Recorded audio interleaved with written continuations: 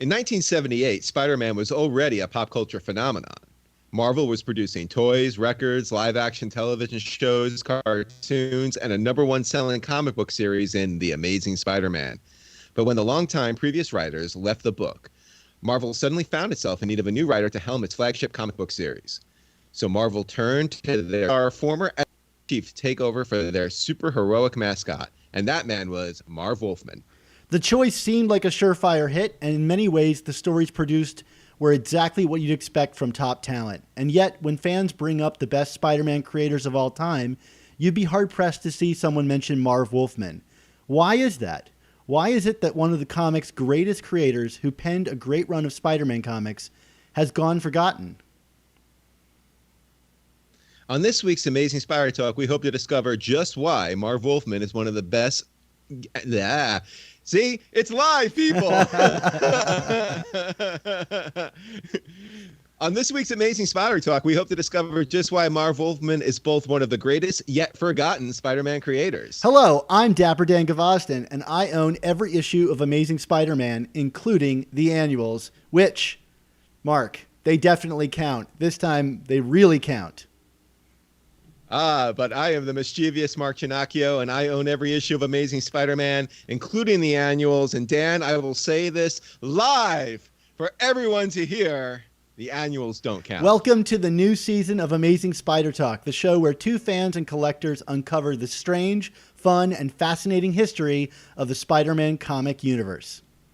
If you want to swing along with us on our journey through Spidey's past, present, and future, subscribe to Amazing Spider Talk on your favorite podcast app.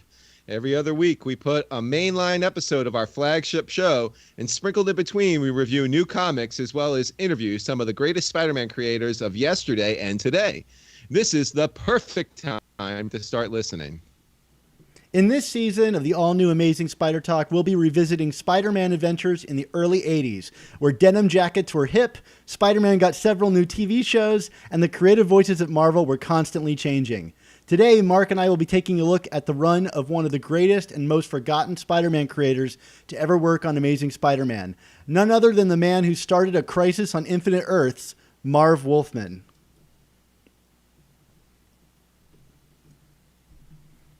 Marv Wolfman. Man, he is a good-looking fella, don't you say, Dan? I would say he is dapper. Yep, that's right, Mark. And if you're watching live, you know what Mark's talking about. Marv is just the classiest of class acts and hardly a Wolfman. Because brand new this season, starting literally right now, we're also video streaming our show live. We've done a ton of work to transform a podcast for your ear holes into an even better show for your eyeballs.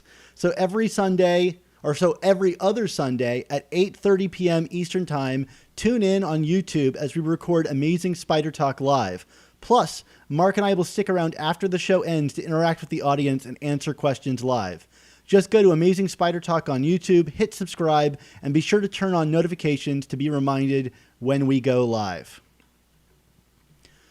Awesome, Dan. Well, what do you think? Should we actually just do a show now instead of doing some canned stuff and talk about Marv Wolfman and his work on Amazing Spider-Man? I would love to. So let's talk about it. Mark, you're our historian here on the show, so why don't you tell us a little bit about this Marv Wolfman guy?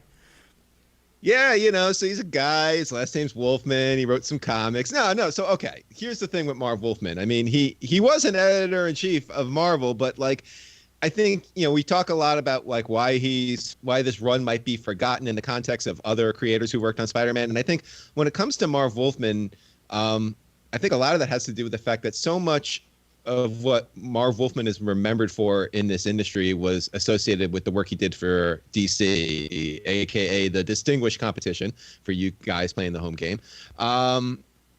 That's where he basically got his big break into mainstream comics. And after he left Marvel, which was soon after this run, in fact, in the early 80s, where he did basically his most groundbreaking work was with DC. But Marv's first comic book work was actually in the mid 60s. And fun story, I did not know this until I was looking some stuff up in preparation for the show, Dan. One of his earliest works was an adaptation of a Stephen King short story, which the name of the King story was called I Was a Teenage Grave Robber. but it was in a black and white fanzine that Wolfman published, and the name of the story there was In a Half World of Terror. And I think this is like one of the first Stephen King stories to kind of see the light of day. So that's pretty cool. Stephen King, probably one of the biggest and best when it comes to horror. So yeah, there you go. absolutely. Wolfman adapted that for an indie zine that he was a part of. So his first published credit for DC was in 1968 with the series Black Hawk. He did a lot of horror stories mainly, which would kind of tie into why he was doing Stephen King back in the day. But he also did some work on the original Teen Titans series, which if you know Wolfman's credits later on would be obviously very significant. Teen Titans. He while he was at DC, he met Len Wein, who of course would go on to be both an editor-in-chief of Marvel and was basically Wolfman's predecessor on Amazing Spider-Man as the main writer. So they kind of did the jump to Marvel together in the 70s. So like we were saying in our intro, a lot of jumping back and forth for a lot of the creators that we're going to be talking about during this season in terms of DC, Marvel, etc. And there might even be an episode about all this back and forth and instability in terms of spoiler alert. Including he kind of hooked up with one of our old guests on the show, Roy Thomas, right? Tell me about this. Yeah, so he Marvel in 1972, and he was basically brought in to be like Roy Thomas's protege. Now, Roy Thomas was the editor-in-chief at that time, taking over for Stan Lee, which is when we was at the end of season 2 that we had Roy on, or was that the beginning of season 2 or 3? I don't even remember anymore, Dan. At all, time is a flat circle. I believe it was the end of season 2. Okay, so when Roy took over for Stan Lee, of course, and wrote a couple of issues of Spider-Man while he was at it, but Roy was basically grooming Marv Wolfman to be the heir apparent, and Wolfman did actually take over as editor-in-chief in the mid-'70s, but it was not a long run. He kind of felt that he wasn't able to focus on the things he wanted to. So in 1976, he actually stepped back down as editor-in-chief to just being a scribe. I shouldn't say just being a scribe, but to focus more on his writing. Again, Wolfman's niche seemed to be kind of more in the horror realm, which probably his most significant co-creation with Gene Colan was part of the Tomb of Dracula series, and that was the Vampire Hunter Blade, star of 3 movies? Yeah, and up soon to be a new one. Well, our TV show, I can't remember. It's a movie. The new one's a movie.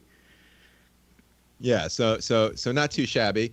Other co-creations, though, prior to Wolfman jumping on Spider-Man, he actually co-created Bullseye, one of the arch nemesis of Daredevil, and Nova with John Buscema. But Bullseye he did with the artist Bob Brown. And of course, while he was working on Spider-Man, he co-created Spider-Woman / Jessica Drew with Carmine Infantino, another DC name that jumped over to Marvel in the 70s. And we're going to do a whole episode later this season on Spider-Woman. Yes. So again, we're teasing season 4 out the yin yang right now. So Marv ends up leaving Marvel in 1980 with George Perez, and it was actually a pretty hostile breakup by all things considering, which is again maybe another reason why this run doesn't get the attention it deserves, because this was not an amicable breakup. In terms, they were basically arguing over certain creations, which would then kind of come back a little bit later, especially when it came to Blade, in terms of creators' rights and things like that. Marv would go on with Perez to work on a bunch of things. Most significantly was the new Teen Titans, which I would basically say was, if you're not kind of boned up on the new Teen Titans, that was basically DC's answer to the new X-Men of the same era. The new X-Men being Wolverine, Colossus, Nightcrawler, etc. So Marv creates his own band of teenage characters. Now, some of them were previous established characters like Robin, but he also ended up creating a bunch of characters for that, like Starfire and Raven and Cyborg, who, of course, was in the new Justice League movie. So, and basically, like Noon Teen Titans was like the it title for DC in the early 80s. So, like, I mean, you know, legacy made just in that alone. And then, if that wasn't enough, him and Perez ended up going on to do the miniseries Crisis of the Infinite Earths, which you referenced earlier in this episode, Dan. And this series is like, it's the quintessential mega event. I mean, you know, there are some people who kind of argue back and forth which is considered the first really big crossover event in comic book history. Was it Secret Wars, which Marvel did, which was kind of around 84, 85, or was it Crisis? Crisis is probably more significant, though, because it basically took 50 years of very convoluted continuity for DC, which, I mean, like they had characters in all these different multiverses and stuff, and it just streamlined everything into one general continuity or close enough. And this was basically kind of the gospel of DC until the New 52 relaunch, which was, what was that, 2012, Dan? I mean, you know, this guy basically, so from 85 to 2012, established the continuity for one of the big two. Sure, and that kind of model would go on to define DC over the past decade, where they just keep doing this kind of thing over and over again to their fans' dismay, I think. Yeah. So, you know, Wolfman would continue to write for comics, mainly DC, throughout the 90s and the aughts. He actually lost a lawsuit to Marvel in 1999. That actually spilled over into the year 2000 over the claims of ownership of Blade. So again, the bad blood kind of remained there with Wolfman. That's kind of his bio for the most part in terms of his significant contributions to comics. Do we want to talk a little bit more about Marv and Spider-Man here, though? Sure, yeah. I mean, Marv himself has said that he's not the biggest fan of Spider-Man. I found this great quote in Tom DeFalco's book, Comic Creators on Spider-Man, where he basically says that he was reading Amazing Fantasy and was actually really upset when Spider-Man took over the final issue and the book was canceled. He was the guy that was reading it for everything but Spider-Man, which is funny now because you can get those comics for fairly cheap, but some reason the 15th issue is the $1 million one. So Marv was kind of the lone holdout, but he ultimately kind of was won over through a couple of issues of Amazing Spider-Man. He kind of saw what Stan Lee and Steve Ditko were going for and ultimately found something valuable in that. I did appreciate Marv when he was talking about what he found to be unique about Spider-Man, though, once he did start working on it. In Tom DeFalco's kind of interview compendium, Comic Creators on Spider-Man, which if you haven't picked it up, I mean, friend of the show, the legendary Tom DeFalco, excuse me. It's a great resource with interviews with all of the, well, not all of them, but many of the writers and artists who've kind of worked on Spider-Man over the years. But anyway, Wolfman said to Tom, I've taught writing courses at various points in my career. I use Fantastic Four and Spider-Man as examples of what I call external and internal writing. He considers Fantastic Four to be external writing because those are stories that focus on plot. Characters are important, but the best Fantastic Four stories are about huge concepts like the Galactus trilogy, which was kind of this, basically one of the first big super cosmic events in the Marvel universe. Or when the Fantastic Four met the Inhumans for the first time, or when they went to Wakanda for the first time and met Black Panther. However, Spider-Man is more internal, and I think we can all agree with this, Dan. I mean, these stories, at the end of the day, what makes Spider-Man important? It's Spider-Man himself and his alter ego Peter Parker. The villains are less important. It's very hard to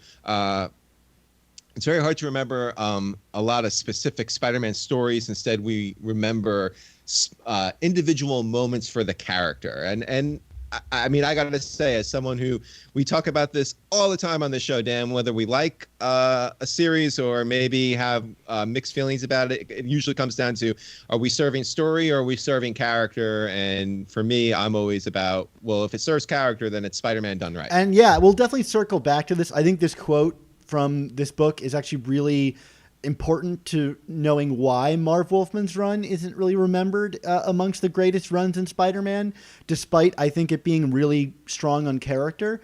I think this quote really kind of defines his way of writing the character and kind of his legacy on the book. So, Marv got to write Spider-Man from the editor-in-chief of Marvel at the time, Archie Goodwin, after Len Wein left to return to DC. And Marv wanted to take on the Fantastic Four series, but Archie told him he'd have to take Fantastic Four and Spider-Man, or else he'd have to give Spider-Man to Jim Shooter. And Marv quickly, took both and realized that he had no talent for writing Fantastic Four, but that he actually loved writing Amazing Spider-Man. I think the reason he gave for that is that he felt intimidated by the legacy of Fantastic Four and that he couldn't, do what Stan and Jack had done. But the low stakes of Amazing Spider-Man allowed his voice to kind of come through. And I think anybody who's read these comics will find that Marv kind of very quickly took on the role of Peter and found a very natural voice in the character. Yeah, no doubt. I do find it funny that we once lived in an era, Dan, where the pressure was, can you do Fantastic Four or Spider-Man? It was kind of like the Ginger or Marianne question of comic book nerds, right? Now everybody would kill each other to even touch both books. Yeah, right, and also that someone wasn't as intimidated by Spider-Man because he's just he's kind of this loser character who where now it's like I feel like not that the Spider-Man is the drummer from Spinal Tap per se, but it's a tough gig. Yeah. I mean, it's very hard to make everybody happy writing Spider-Man, and I'm sure that's something that kind of not chases away, but would intimidate a lot of very good creators from taking a stab at the character. Sure, absolutely. One of the biggest things from Marv's run is that he kind of straight away has Peter propose to Mary Jane, and to this day, he can't recall whether that was his idea or not. So that's kind of a big moment to not really have a kind of licensed creator behind. Yeah, it's funny. He suggests that in Amazing Spider-Man number 186, which is a comic that stars the Chameleon as a villain, which is also an interesting choice for kind of an early villain to use. I think that kind of speaks a lot about kind of what Wolfman valued. I mean, Chameleon is, I don't want to say a forgettable character because he's the first villain outside of the burglar in Amazing Spider-Man history, but he's kind of not one of the big guns per se. But he tried to reinvent the Spider-Man character. He wanted him to get back to basics and take him in a new direction. And Dan, how many times have we heard we're going to take Spider-Man back to basics, right? But this might be the original back to basics. Yeah, no, exactly. It's an interesting issue that he's highlighted. It's about 4 issues into his run. And it's against the Chameleon, which, one of Spider-Man's first foes. So that's kind of appropriate. And it's curious because in the issue, Spider-Man is cleared of the murders of Gwen Stacy and Captain Stacy, and I guess Norman Osborn, by the police. That's why he's jumping for joy on the cover. And, he gets offered all these deals. And I thought one of the funniest parts of the issue is that he's offered a comic book deal by then DC's current editor-in-chief drawn into the comic. So, there's a what-if story there that's just like dying to be told. Well, I have to imagine. Yeah, I mean, I think this comes a little bit after we had the Spider-Man Superman crossover from Jerry Conway. So I guess that was maybe there was a little bit of a nudge about that too in there at this point. Yeah, I'm certain that's totally possible. Another big thing from Marv's run, I mean, this is the second Centennial issue that he got to do, issue 200. And, still these Centennials hadn't really been figured out yet. So Marv actually had to fight to get Marvel to make the Fantastic Four issue 200 to be double-sized because they didn't think it would sell. And he kind of put it all on the line. And when it did sell really well, then they kind of greenlit doing a double-sized Amazing Spider-Man number 200. So, that, we can probably thank Marv for these giant centennial issues existing. Yeah, I mean, now we get to spend $10 on them. I mean, back then it was what, about 40 cents or something. So 75 cents, Mark. Oh my God! Yeah, I could be looking at the visuals in front of me, and instead I'm looking at a script right now. But yeah, 75 cents. That's probably like $10 in $1980. So there you go. Absolutely. So shortly thereafter, this 200th issue, Marvel would leave the Spider-Man job both as writer and editor to return to DC, and he left the character in a bit of chaos, which we're going to talk about on the next episode. And, that would bring in Denny O'Neil onto the book. Yeah. It's also worth noting that Wolfman's run concludes on a Black Cat story. Now, Black Cat was another one of his very significant creations, probably one of his favorite creations. It's a very typical femme fatale character, although I think other creators would kind of take Black Cat to further heights after Wolfman left the story. But he never got to finish the story, and instead soon to be, or I shouldn't say soon to be, but later full-time writer David Michelinie would actually finish the story for Wolfman on Amazing Spider-Man. So that's a fun little fact. Like a decade early. I mean, look at that. Yeah. Pretty cool.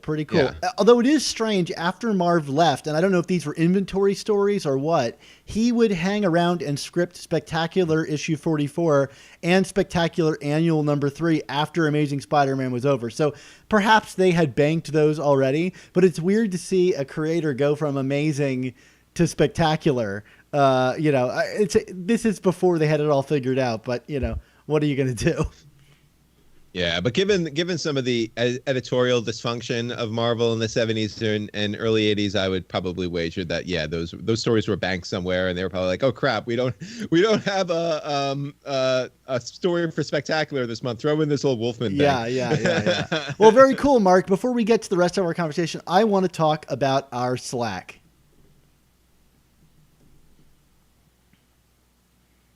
Well, you're going to talk, or am I going to talk, Dan? Because I think it's my cue here. Hundreds of listeners like you hang out in our community of Spider-Man fans on the Slack. The amazing Spider Slack community is absolutely free to join, and you can jump into active conversations with awesome people about collecting, conventions, movies, new comics, old comics, and more. Yeah, Mark, I'm there all the time. My wife even has to hide my phone sometimes. We're at dinner, and she's like, can you get off that? I mean, that's probably the case for most of us. But just follow the link in the description and be sure to say hi and let us know what you think of this very episode in our Amazing Spider Slack. So, Mark, I wanted to kind of run through some of the major beats of the Marv Wolfman run, right? He's done so many comics, for this series, starting off with this transition issue, Amazing Spider-Man number 181, where we kind of get the recap of the origin. He didn't actually write this, but this is kind of a kind of passing of the torch issue, where Spider-Man goes to Ben's grave and, confesses everything. It's actually a really beautiful issue. Yeah. Relives everything, right? I mean, yeah. It's the comic book equivalent of a bottle episode. I feel, right. And then his run ends with issue 205 we were just talking about. But let's go through what are some of the big things that are notable from Marv Wolfman's run, because there actually are, despite it being relatively overlooked, there are a lot of big things that happen here.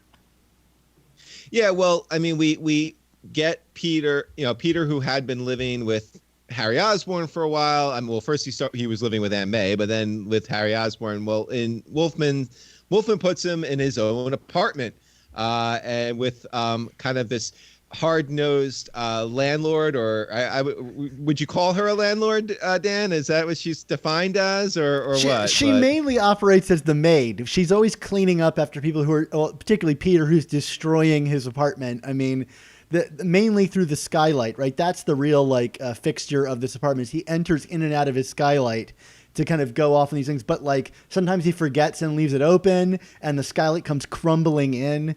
I mean, I would have kicked Peter out of the apartment if I were Miss Muggins.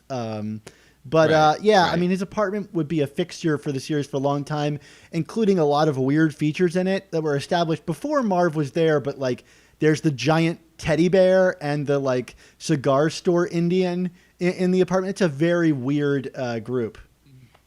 Very, very Seinfeldian. Uh, um, yeah, and I kind of laugh because I mean I think of like the stuff here and with Miss Muggins and stuff like it kind of reminds me from the Sam Raimi Spider-Man series with the I forget the name of the landlord in that, but the rent. Yeah, rent. I need rent.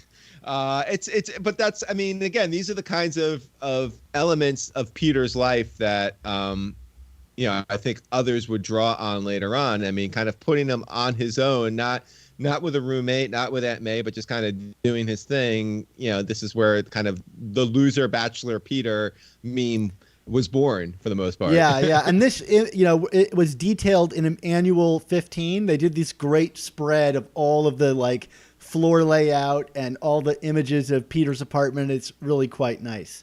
So I just thought it was worth mentioning his apartment. But the big one, I'll let you take this one because you really wanted to jump on this topic, which is Peter's proposal to MJ.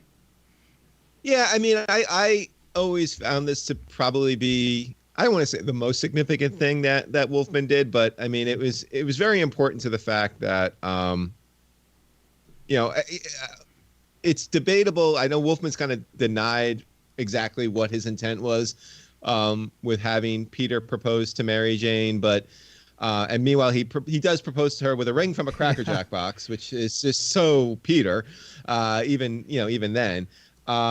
But he's seeking stability, but with the woman that basically for the better part of the last few years in the comics, seemed to have zero interest in settling down with anybody. Like, I don't know, Dan. I mean, we could talk about this later on, either today or in another episode. But like, it seems to me that the premise behind having Peter propose to MJ was mainly to find a way to get MJ out of the book. Yeah, which is fascinating to me because she's such a great character and was really working at the time. And she leaves the book.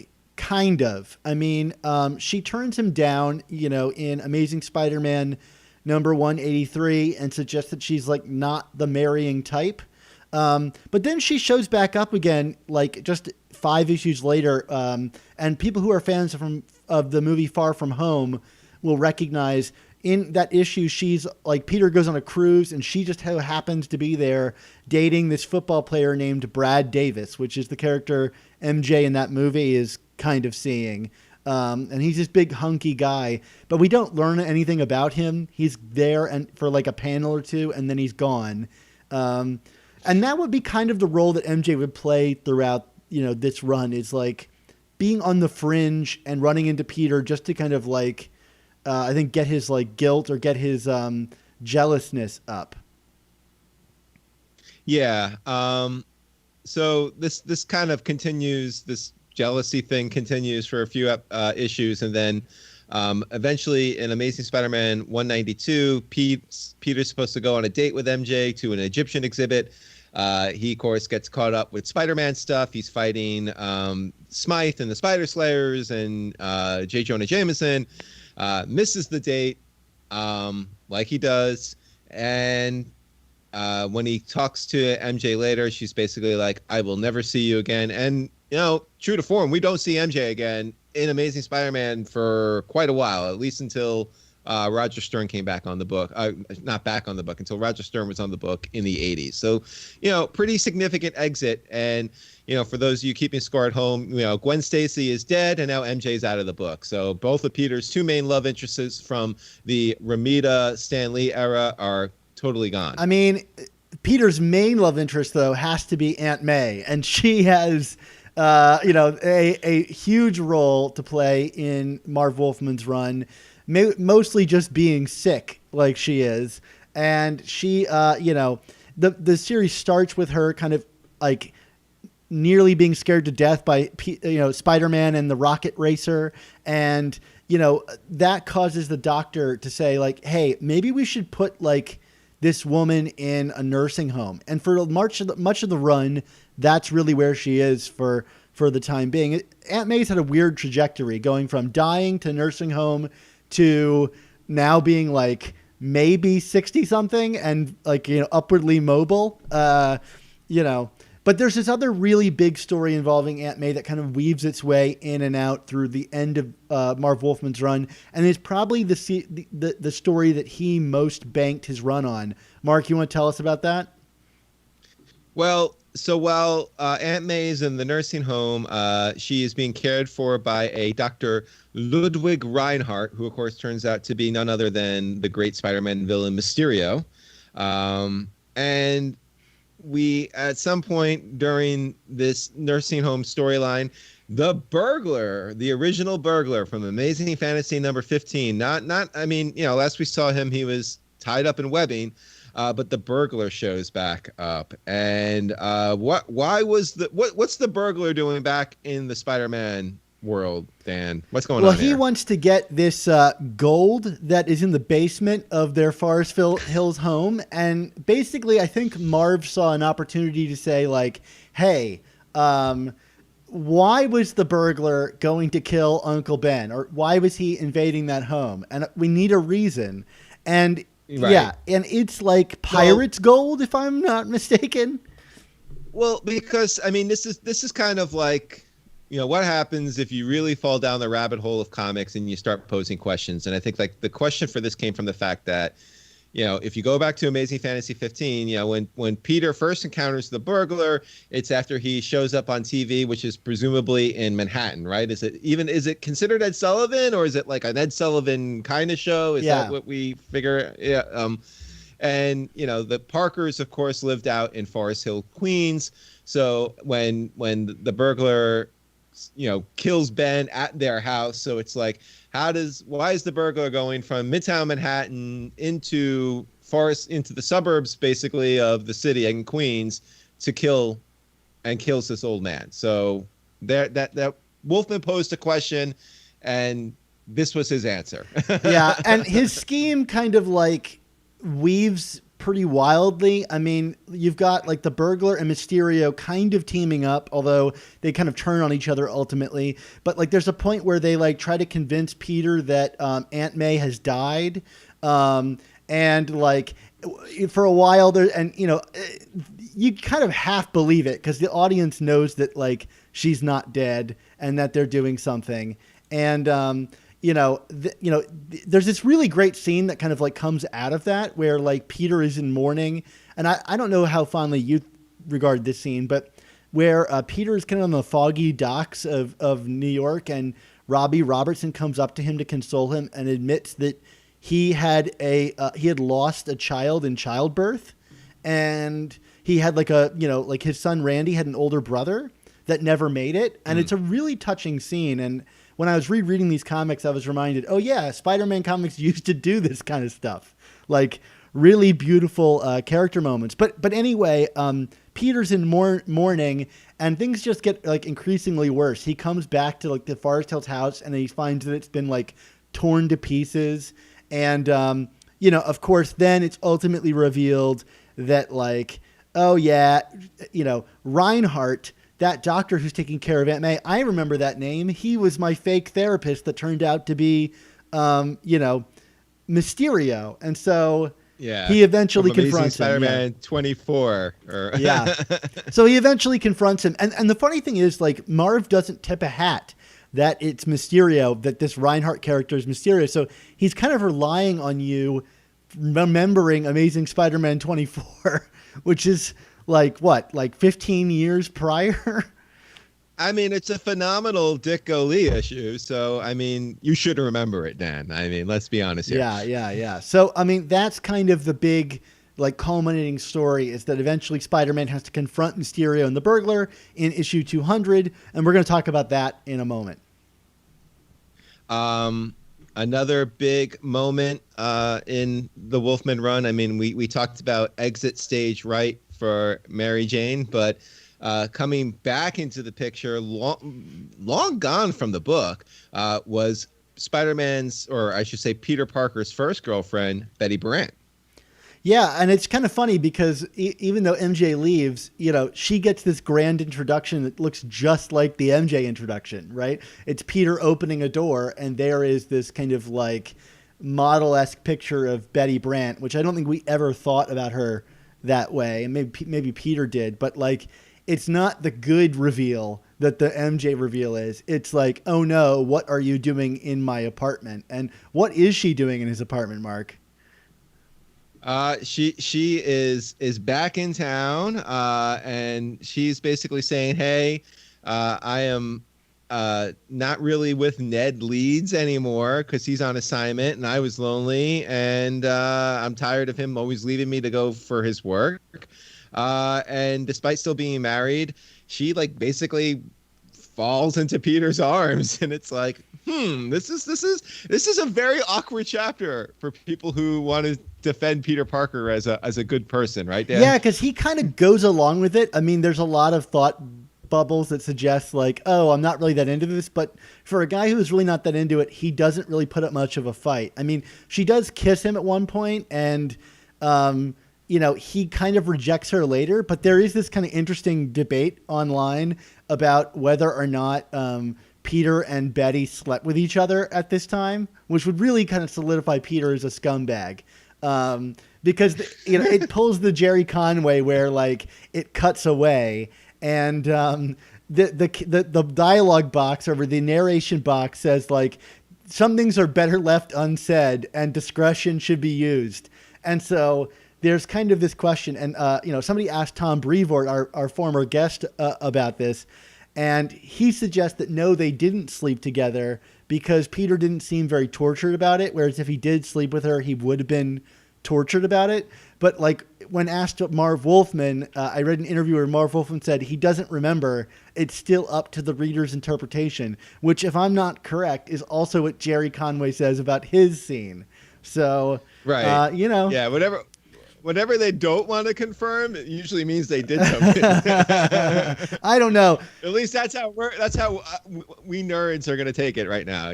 Like I'm literally podcasting in my basement, so I'm going to speculate about fictional characters sleeping together, Dan. I mean, look, if you're not going to show it, what do you got to hide? I don't want to think this poorly of Peter because, like, I actually think like for a lot of this run, Peter is a real jerk.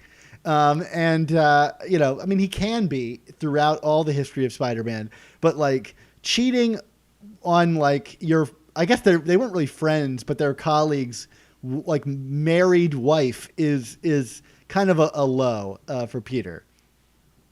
Yeah, and to that point, we do get the return of Ned Leeds in Amazing Spider-Man number 193, and Ned does not take kindly to Peter's comforting of Betty during his absence. Yeah, he just straight up decks him, like walks in the door and just decks him. And Hi, how you doing, Peter? Kapow!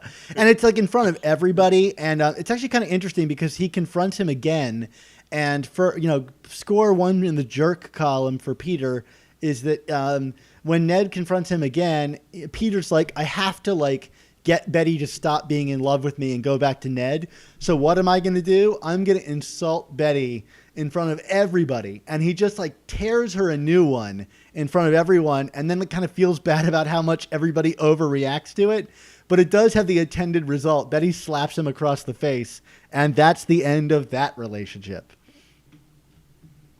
That was quite the roller coaster ride there, Dan. So speaking of family turmoil, why don't we talk about this next big story to come out of the Wolfman run? This is an interesting one. This is involving the Jameson family and the Smythe family. Yeah. So in Amazing Spider-Man number 184, Jameson discovers, his Wolfman son.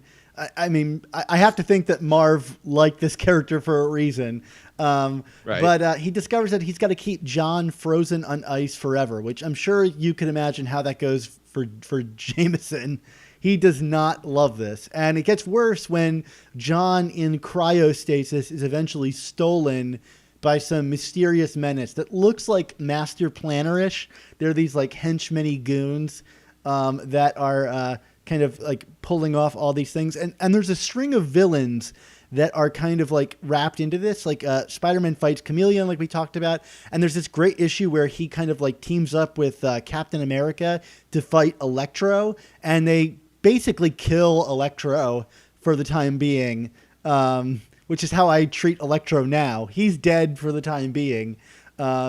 And you find out that Electro was paid $25,000 to humiliate Spider-Man. So there's like some grand schemer that's going on here behind all of this. Yeah, that's, I mean, that was an interesting story. Also, fun little note about that issue with Electro and Captain America is I believe that is Jim Starlin's one and only credit on on Amazing Spider-Man. He did the cover of that book. So just thought I'd point that out to you, because if you look at the that Amazing Spider-Man 700 variant cover, Skyline with all the creators on it, Starlin's name is on it, and I believe it's because of that issue. And just wanted to nerd out. And it's a weird cover too. Like every time I see that one in my collection, it's like this strange yellow cover that really stands out with like Electro's shadow. For some reason, that one really kind of stands out to me. And I believe that like was it John Byrne who did that issue? Maybe I'm definitely wrong about. Yeah, I'm not sure who did the interiors, but I know, like I said, I know Starlin did the cover. Yeah. Anyway, but as part of this storyline with Jonah, his relationship starts to he develops a relationship. Why don't we talk a little bit about that, Dan? Sure. Yeah. I mean, like I wouldn't say this is like the first kind of full-fledged meet cute of Jonah and Marla, who would eventually become his wife and then die, like they do. But this is where kind of like Jonah in his sadness, Marla confronts him. It's very similar to like the MJ confronting Peter after. And to me, this is kind of the first time we see Marla being a real sympathetic figure towards Jonah in all of this. But, Jonah is not really truly worthy of sympathy, because it turns out that Spencer Smythe is behind all of this. And Jonah, of course, is the one that got Spencer Smythe active in the first place. So, Jonah, like half of Jonah's stories are his own deeds coming back to bite him.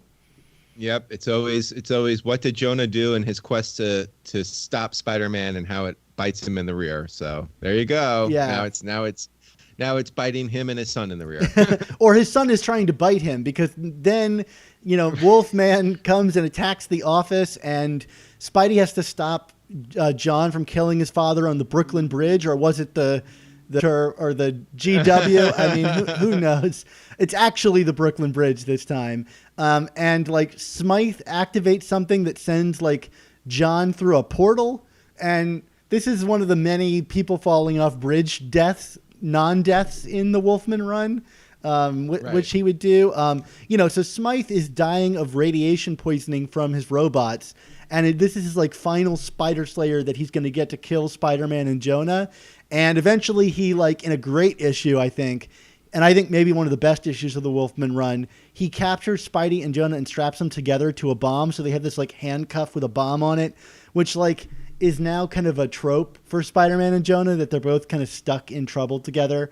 I mean, this didn't start it, because you can go back to the Green Goblin stuff where that was happening back in like the Romita and, kind of like Ditko eras. But yeah, Smith dies before the bomb goes off, and obviously Peter saves himself and Jonah, and that's the end of the Smythes. We'll never see them again. Never again. No more Spider Slayers. Marv Wolfman, you did it. No, we're being sarcastic. Now this next big storyline from the era, this was actually causing quite a stir on Twitter recently, I think, wasn't it, Dan? Or or no, that was more the high school graduation, right? We were talking about. Anyway, Marv, one of the other big things that came out of the Wolfman run was Peter's graduation from Empire State University, although there's a caveat, right? Yeah. He can't graduate because he's missing one gym credit. So he's like stuck in summer school. Right. I just see a Rodney Dangerfield movie coming out of this. Yeah, right? Absolutely. And so there's like a bunch of hijinks involving this. Like Jameson is doing the speech, of course. And, Peter just kind of gets like continuously bungles getting the gym credit. Like he gets interrupted by like the Hypno Hustler and various other things. He's supposed to get his diploma when he and Jonah are strapped to the bomb together. So like, there's just a bunch of like hijinks that, prolong this graduation, which is kind of interesting. Reaching out, and we're not reaching out to Marv, but reading quotes from Marv, he says, when the decision was made to graduate Peter, I felt that we needed to forget how old he actually was. I planned to put him in graduate school and just leave him there. I didn't like the idea of letting him get married or have kids. If he's still fouling up as an adult, he just isn't a hero anymore. He's pathetic. And an interesting quote from Marv about, revisiting that topic of, is youth important to Spider-Man as the kind of key theme? And for so many people that argue that youth is the key theme of Spider-Man, it's funny how many of these creators do things in their stories to age him up. Like, he didn't need to graduate.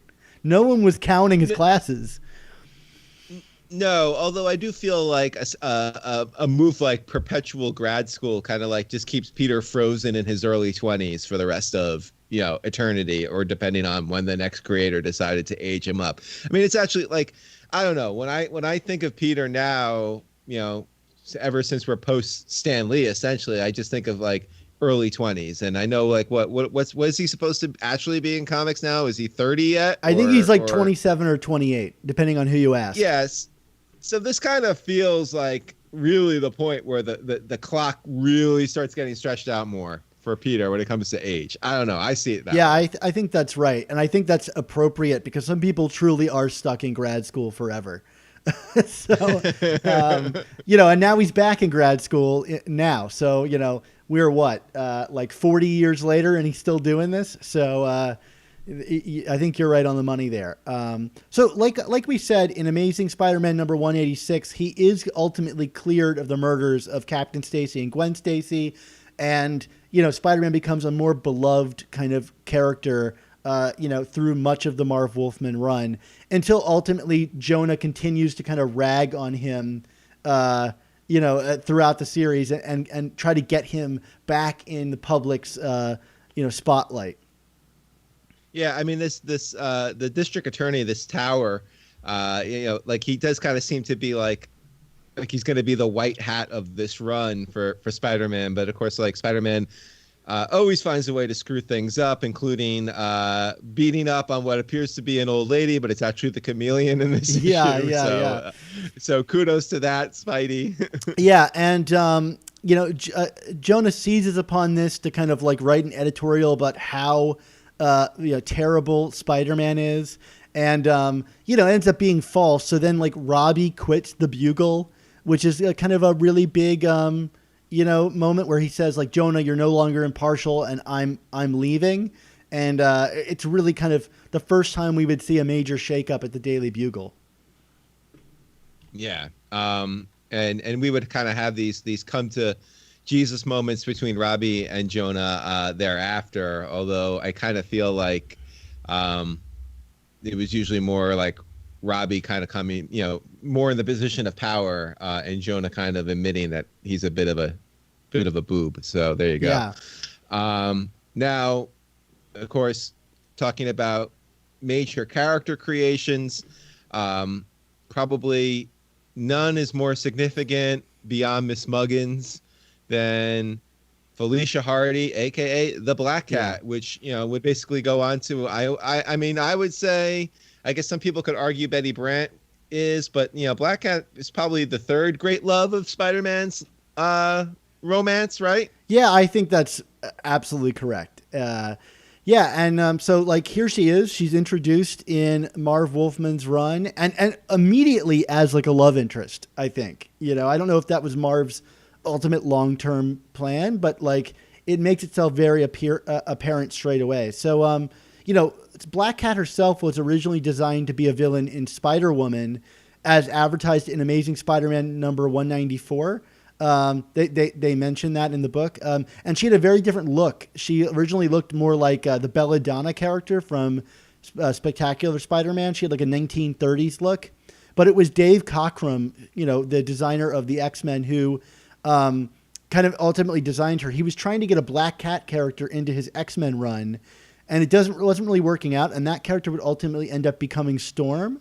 But then, Dave Cockrum redesigned her for the pages of Amazing Spider-Man, and we got, the kind of Black Cat costume that we still have today with, variances here and there. Yeah, depending on the level of cheesecake, I guess, from the artist. But no, I mean, like, it's just so funny because, I mean, like, she's clearly introduced as a bit of an adversary for Spider-Man. I mean, she's a thief, but like right from Jump Street, he's clearly smitten with her. Kind of is like, oh, I know I shouldn't like her, but there's something about her. I mean, and the thing is, like, really in all of these stories that Wolfman, and then even into the early 80s with some other creators, like they play with this idea of this romance, but they really don't go into it. And we'll in a future season talk all about the actual romance when it started to develop, because it was probably about 3-4 years after she was introduced where they actually started to date in a way. If you call what they did dating, it was a little weird. Yeah. I mean, Spider-Man did meet her mother, so that did happen. So I would call that dating. But yeah, I mean, like I said, she immediately has this kind of preoccupation with Spider-Man, and we see this kind of romance building. And her whole thing is that she wants to free her father, who's in jail and was a big thief himself, so that he can die at home. And Spider-Man ultimately confronts her, and this is the second one of these. She appears to die while falling off of a bridge, and then her father dies anyway, but he's at home, and so and then later on she would reappear to try to steal the Golden Lovers statue, and so she could present it to Spider-Man as this like grand gesture of love, and that's kind of all we get from Black Cat here. It's kind of that. Time-tested Catwoman, Black Cat storyline that we've seen adapted across all the different variations of Spider-Man. But yet never in a movie.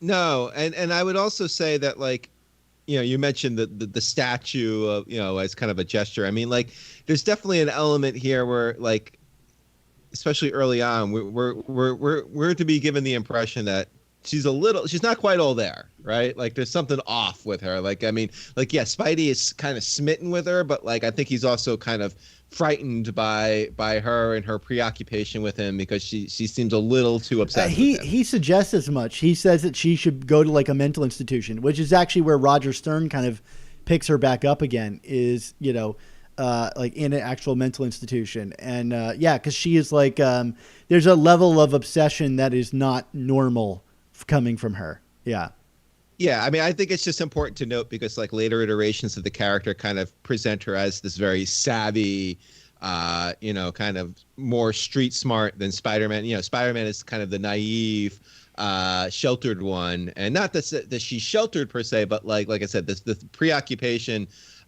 makes her, it's kind of shown as a weakness, not as a strength or as being predatory. It's kind of like, whoa, what is this? Like what's wrong with her? So speaking of someone that should probably go see a therapist, Marv Wolfman introduced none other than Deb Whitman in Amazing Spider-Man number 196. And it's not a big debut. She's basically a glorified secretary, which she would go on to be. But from what Marv wrote of her, like, he's credited with creating her, but I actually think Bill Mantlo is the guy that really set up the dynamic that we would come to know Deb for.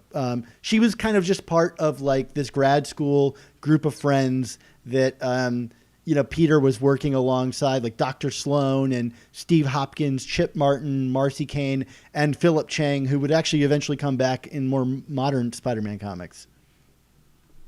Yeah, I promised that we wouldn't have guests tonight, Dan, and so we're gonna have to save Deb's debut on season 4 for a later episode. Absolutely. Right? So Mark, originally when I was drawing up notes, you said, "Where is your reference to Kingpin's Midnight Massacre?" I will admit. And you were like, it's not that big of a deal. I'm like, what? Okay, so tell us about this. This is an issue you love from Marv Wolfman's run. I love this issue, and I also feel that this issue is historically significant in a number of ways. So this is issue 192, and the general plot, the story is, Spidey is at Kingpin's compound. They're fighting like they do, and Kingpin finally gains the upper hand over Spider-Man. But he has been given an ultimatum from his wife Vanessa that if he does not give up a life of crime by midnight, she's going to leave him. And just as Kingpin is ready to crush Spider-Man's skull for the most part, Vanessa comes in. It's like, look at the clock. It's midnight. What are you going to do, Wilson? And he's like, fine, I'm over. So like he basically had Spider-Man beat and then gives up to live with Vanessa. Not to live with Vanessa, but to be with Vanessa and to be the man she wants him to be, which is significant for that. And maybe the reason why you didn't gravitate towards this story is because I think this is more significant for the Kingpin character than necessarily the Spider-Man character, because this would be a defining moment for the character. And then in terms of like his relationship with Spider-Man, I also kind of view this story as like the last hurrah of the Kingpin as a major Spider-Man adversary, because obviously he continues to show up in Spider-Man comics to this day, including currently in the Nick Spencer run.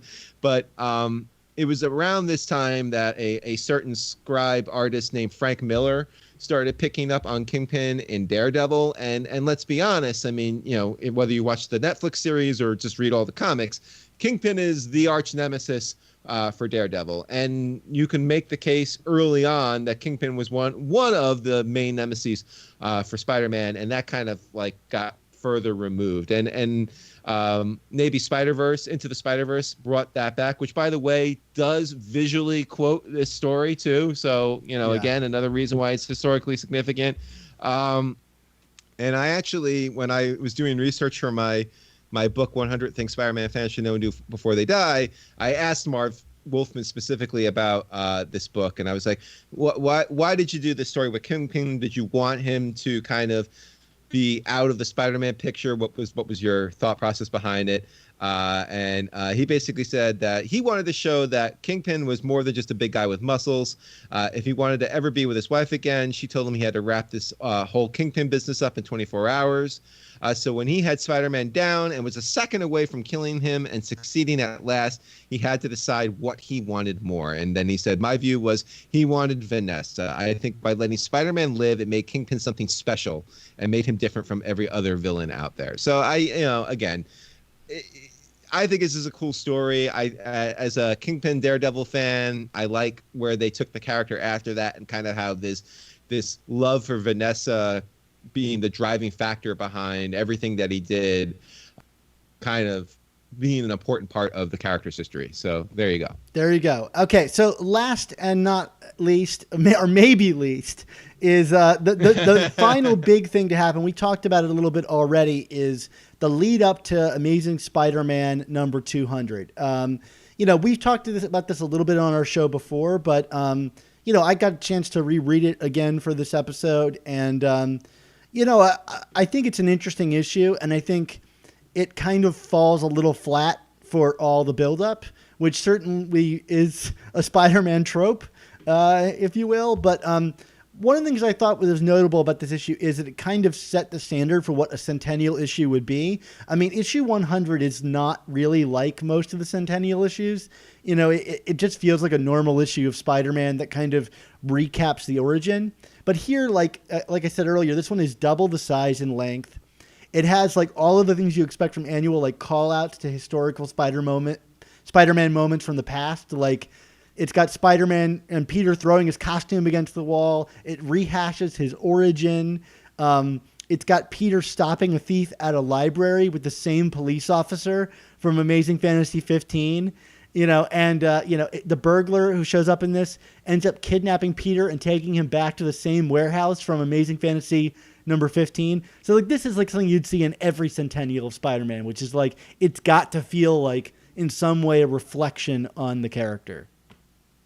Yeah, and there's obviously big historic moments beyond just the pretend death of Aunt May. There's the actual death of the burglar, which is obviously a significant moment. And when you talk about the Wolfman run being back to basics, I think it's significant that, while this wasn't exactly the last issue, it's, he's kind of wrapping his run by fleshing out the very first Spider-Man story ever told, and I think there's some significance to that, and kind of putting like for the most part. Yeah. So and they even brought back Stan Lee, which would be a trope, and he wrote one page of the book, and they don't tell you what page, but it is actually the epilogue that he wrote. So if you want to get some more Stan Lee in issues with his name kind of not on it, so that's him. We get to see Uncle Ben confront his murderer for the first time, which has kind of become like now a kind of like recognized image from the Spider-Man mythos. Of course, Spider-Man loses his powers because it's a centennial issue. And and all of this over Dutch Malone's treasure. Do you want to tell us a little bit about Dutch Malone's treasure? Oh God. There's nothing to know. It's just a random guy. Yeah, it's a MacGuffin for the or a Malone Guffin. I mean, what do you call it? I mean, it's such a random thing, and I think part of the reason why maybe this issue sometimes gets a bad rap is because it does kind of alter the origin a bit, and in terms of like adding this element of it's kind of like Joe Chill being the gunman in the alley for Bruce Wayne's parents in Batman. It's like, why does the burglar need a reason to kill Ben? I mean, the reason the burglar kills Ben is because Peter had a chance to stop him and didn't. You know what I mean? Like, it's like, that's reason enough. That's what makes the Spider-Man origin so perfect. So, like, introducing this whole element of there's buried treasure in Forest Hills, and Ben doesn't willingly let this guy into the house to look. It's just kind of really diminishes like what is arguably the greatest superhero origin of all time, wouldn't you say? Yeah, absolutely. And I think Marv himself even admits it was a mistake to do that. And he suggests that the Raimi films did it better, right? Where they have Ben and the burglar meet out by the car instead of in the house, which makes a lot more sense. But, Marv doesn't have the ability to like retcon the whole murder just yet. Wait, you mean when Sandman killed Uncle Ben? Don't get me started on that. Sorry. So yeah, ultimately, the burglar is scared to death by Spider-Man confronting him, and Peter actually reveals his identity to the burglar, and that kind of freaks him out even more. And I would say this is not a murder by Spider-Man. This is like an accident, but Spider-Man does like come at him and try to scare him really hard. So it's kind of an interesting moment where you could fight over whether or not Spider-Man actually murders a guy. Yeah, I mean, Yeah. It's no Gog. No, it is no Gog. And it's no Charlemagne. Yeah, absolutely. And by the end of the issue, Aunt May and Spider-Man make peace with each other, which is actually a kind of big moment for this series. And I think, couldn't come sooner, because that plot line was kind of old and tired, just like Aunt May. Yes, the old battle axe was always just giving Spider-Man such a hard time until now. Everything was so great with May until they tried to kill her off 200 issues later. So Mark, we've talked through like in incredible detail here, probably more detail than we needed to. All the details of the Marv Wolfman run and all these big moments that happen in it. But like, why do you think it is that like ultimately Marv Wolfman is not listed amongst the greatest Spider-Man writers when people write those lists? I mean, I've never seen his name really pop up. What do you think it is? I would say, and it's funny, like, one of the stories that you and I not argued about, but kind of had a debate about, including was the Kingpin story. And the reason why I found that to be significant, because it's probably one of the few issues of this run where I felt like it was a big good versus evil battle. And I think that might have a lot to do with it. I felt that a lot, while the run is very tight in terms of all of the subplots, and there are a ton of subplots throughout this run. Yeah. I mean, like, we yes, you could say maybe we went into too granular detail here, but there's a lot to cover. Like, a lot happens in terms of MJ and Aunt May and the burglar and Deb Whitman and Black Cat. But like, there's not a lot of big heroic Spider-Man stories to be found in this run, like those traditional, Spider-Man lifting the tons of steel, or defeating the Juggernaut, or unmasking the Goblin finally. We don't see any of that in this run. There's a lot of very small, intimate, quieter stories that kind of reflect on the past and the origins of the character. And I think that, especially as time goes on, it just makes this run easier to forget, because there's not that one story that makes you really go, oh, that's right. Because even the Black Cat's introduction, it's not really the Black Cat character that we know today in terms of how she's characterized in these stories. Like, we know that she was introduced, but that's about it. We don't actually remember much about the stories itself. And I think it kind of like that works against the historical context of this run, that it's too small, for lack of a better phrase. Yeah, I think you're right. I mean, I go back to that quote we started the show off with about like the difference between Spider-Man and Fantastic Four, where it's not about plot, it's about character. And I think he kind of takes this. I mean, I would dare say like very few creators on Spider-Man have ever gone so hard into character. And, so that makes it a really great read through, but there's no grand tapestry. And like you said, there's no big story. And I think his one big story that he was going for was issue 200. And when it kind of underwhelms and doesn't really work entirely, it can be forgotten. And so like the big stuff doesn't really stand out. It feels like it doesn't have the clunky stories of Conway's run. Like it doesn't have like Hammerhead's ghost or anything like that, but it also doesn't have the Gwen Stacy's death. There's no big thing. And if there is a big moment, it's often undercut. Like the death of Aunt May could be a big deal, but you as the reader know that she's not dead the whole time. And so none of these big surprises land, and none of them hit quite as hard. And in a way, it's like, it's exactly what I want out of a Spider-Man comic, but it also allows it to be forgotten in a way. And that's interesting, I think, over the history of the Spider-Man character, right? Like Daredevil, we could point to any number of stories like Born Again or whatever as the best Daredevil story, because his stories are character and often plot. But Spider-Man is very much not that way. We did a whole Essential series, but like for a character that's Marvel's flagship character, he really doesn't have those like distinguishing runs and stories in the way that other characters often do. Yeah, I mean, I see what you're saying, although I would argue, like, certainly something like, Coming Home with JMS with Moreland. I mean, that's a story that's big and also character driven. Obviously, the stuff that Jerry Conway wrote with the death of Gwen, the death of Goblin is very big and grand, but character driven.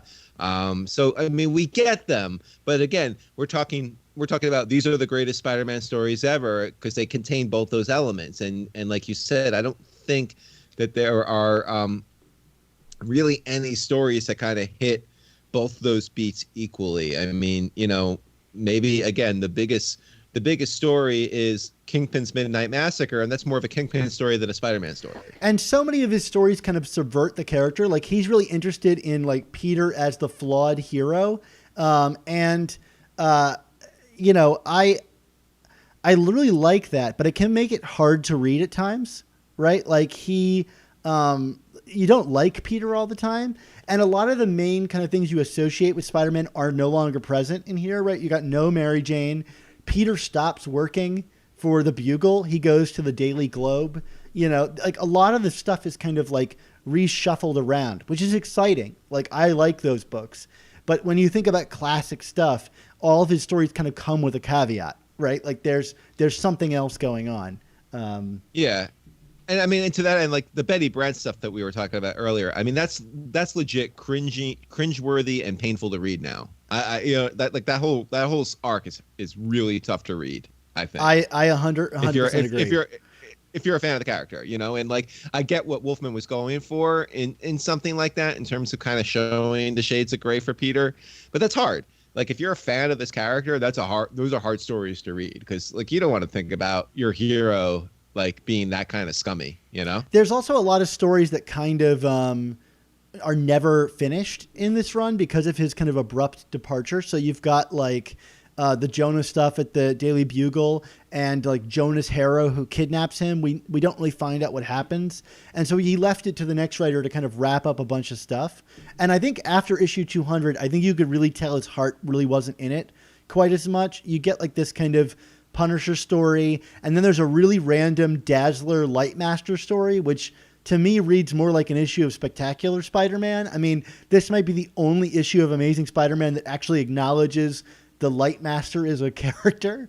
Right. So, I think his run kind of ends on like on a 6-issue sputter. Despite it being, kind of really high. To me, he had saved it all for 200 and then kind of rode out his exit of Marvel after that. Right, which, I mean, on paper, 200 is a big high note of a story to end on. It just, I think history has not been as kind to it as maybe Marv Wolfman would have liked it to be. So yeah, Marv Wolfman, a great run of Spider-Man stories, but ultimately one that people kind of overlook. So I hope we did justice to Marv today. I think we did. I mean, again, like you said, these are very well written, tightly plotted stories. It's just, it's hard to heap platitudes on it when you don't have major earth-shaking moments in it like we've had in the first 3 seasons of comics and media that we've talked about when it comes to Spider-Man. Yeah, absolutely. Well, it's one I look back on fondly, and I always enjoy rereading. I hope you guys enjoyed it. And if you find this show entertaining and valuable, I would say please consider supporting us. Recommend Amazing Spider-Man to a friend. And if you're able, become a member on our Patreon. Yeah, we can only bring you this content with the support of our Patreon members, and we owe the show's success to every single one of them. And we are constantly making exclusive content for our members. This week, it's a special podcast review of Amazing Spider-Man number 42. Next week, they get an exclusive mailbag podcast episode answering their questions. And Dan and I are also hosting interactive members-only live streams now. So, Dan, we are doing a lot for our Patreon members. Absolutely. And since new comic issues aren't coming out right now, why not take that $3.99 and put it towards a month's subscription to support the show and start receiving our Patreon content?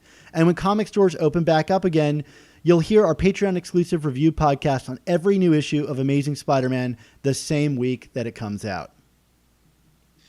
And if you contribute $10 a month, you gain access to exclusive artwork from famous Spider-Man artists, commissioned exclusive for our patrons. This season, we'll be mailing out a print of Nothing Can Stop the Juggernaut, drawn by official Marvel artist Max Fiamora in Color and Inks. Plus, every episode we release a new episode-specific desktop background created for us by artist Nick Cagnetti for our patrons to enjoy. We know this is a hard time for everybody, so we appreciate anyone who supports the show just by listening and sharing. But if you have the means, please join our Patreon to support the continued existence of our show. Just follow the link in the description and thank you to all the members who already make this show possible. But alas, it is that time, Dan. Time for all good things to come to an end. So we want to say thank you to you, the listeners and viewers, for tuning in to this episode of the Amazing Spider Talk. Yeah, this episode was edited by Rick Coast with production support from Andy Myers. Our artwork comes handcrafted by artists Ron Friends, Sal Buscema, Ray Sumser, and Nick Cagnetti. And our theme songs were produced by Rylan Bojack and Spider Madge. So this was a lot of fun, Dan, and I think I and everyone else want to know what's coming next down the pipeline. Yeah, Mark, in 2 weeks, we're going to be discussing the next major run on Amazing Spider-Man. And I use the term major loosely because we're going to be talking about the Denny O'Neil run and what you and I are coining Spidey's Lost Years. Woo! It's going to be a lot of fun. I mean, Denny O'Neil, he's a another big deal from the distinguished competition. I wonder how he did on Spider-Man. I guess we'll talk about it in 2 weeks, Dan. I promise you that episode's not going to be as long as this one, and for good reason. But so Denny O'Neil, it's going to be a lot of fun. Come join us. You can see if you're listening on YouTube, you can see the beautiful artwork from Nick Cagnetti here for our next episode. So Mark, I know we had our doubts, but we did it. We did our first live episode streaming on YouTube. I mean, Yeah, we certainly did something. I don't know how it went, but we did it. Yeah. So if you missed out, be sure to check it out next time. And don't forget, as soon as the show ends, the conversation continues with our audience on YouTube. But don't worry, everybody. This is also still a podcast. That will always remain consistent. Just like how we end the show, that's with our motto. Mark, take it away. What is our motto? Oh, God, people get to see me do this now. With great podcasts, there must also come the all-new Amazing Spider Talk. Two men who know the angles, uncover and untangle all the questions and the webs left out to tangle. Be in 1962, last Wednesday's afternoon, they'll bend your ears with reckless self-abandon.